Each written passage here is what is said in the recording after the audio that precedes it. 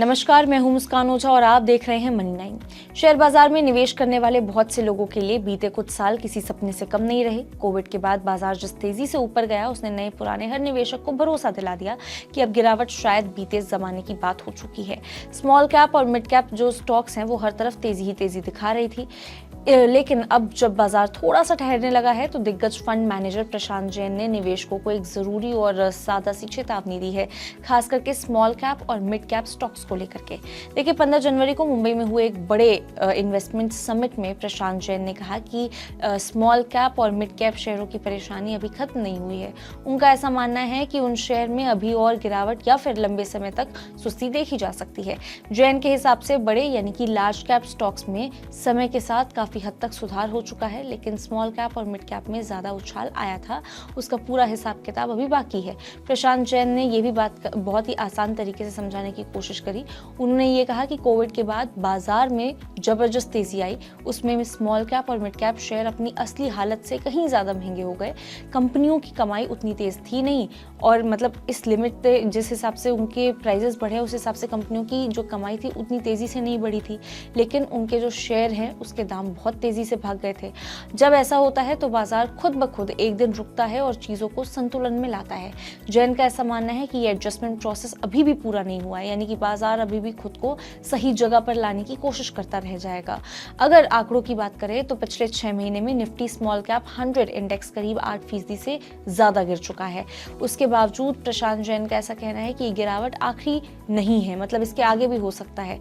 उनके मुताबिक इस हिस्से में अभी भी शेयर सस्ते नहीं कहे जा सकते हैं, इसीलिए यहाँ सिर्फ दामों में गिरावट ही नहीं बल्कि समय के लिहाज से भी लंबा इंतजार करना पड़ सकता है।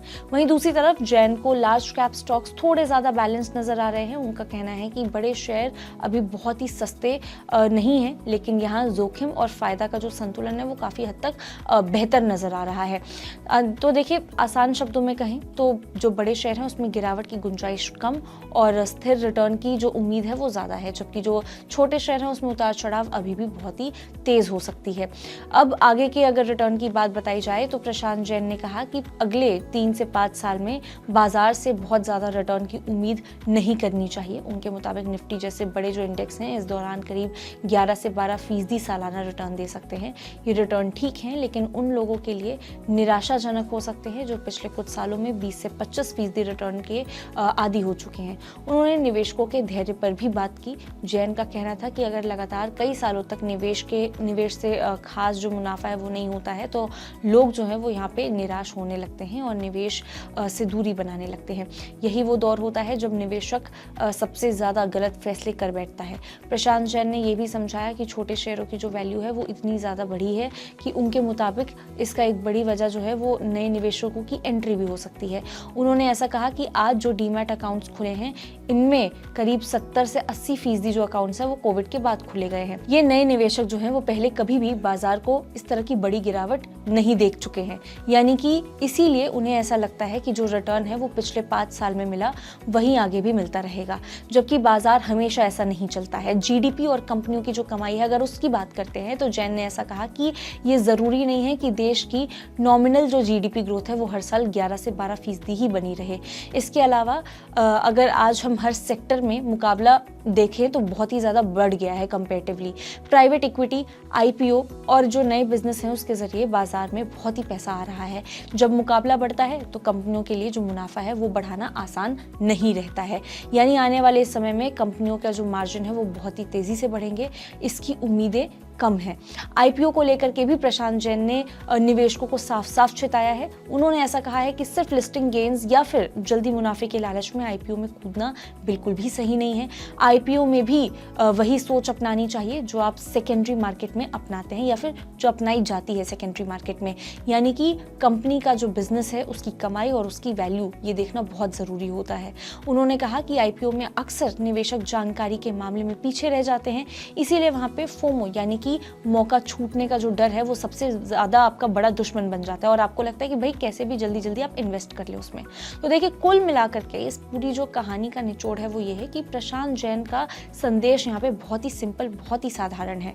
यहाँ पे बाजार हमेशा ऊपर नहीं जाता और हर तेजी के बाद ठहराव या फिर गिरावट आती ही रहती है। छोटे और जो मझोले शेयर है यानी कि मिड कैप या फिर जो स्मॉल कैप शेयर्स हैं, उसमें अभी धैर्य की सबसे ज़्यादा ज़रूरत है। अगर निवेश करना है तो समझदारी से, लंबी सोच के साथ, बिना जल्दबाजी के करना सबसे सही रास्ता हो सकता है। अदरवाइज आपको काफ़ी हद तक रिस्क भी उठाना पड़ सकता है और उसका रिजल्ट भी आपके फेवर में नहीं रहेगा। आप इस बारे में क्या सोचते हैं? आप अपने थॉट्स हमें कमेंट करके ज़रूर बता सकते हैं। तब तक के लिए देखते रहिए मनी 9।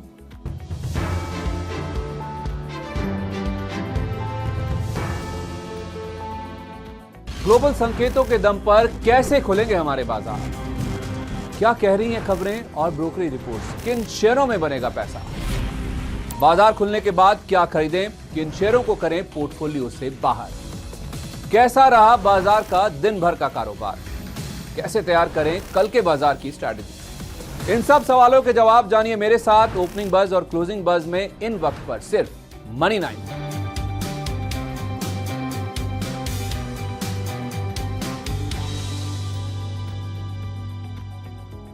मनी 9 लाया है मेंबरशिप प्रोग्राम मनी 9 प्राइम। अब आपके दिमाग में कई सारे सवाल होंगे, मसलन आखिर क्या है ये मनी 9 प्राइम?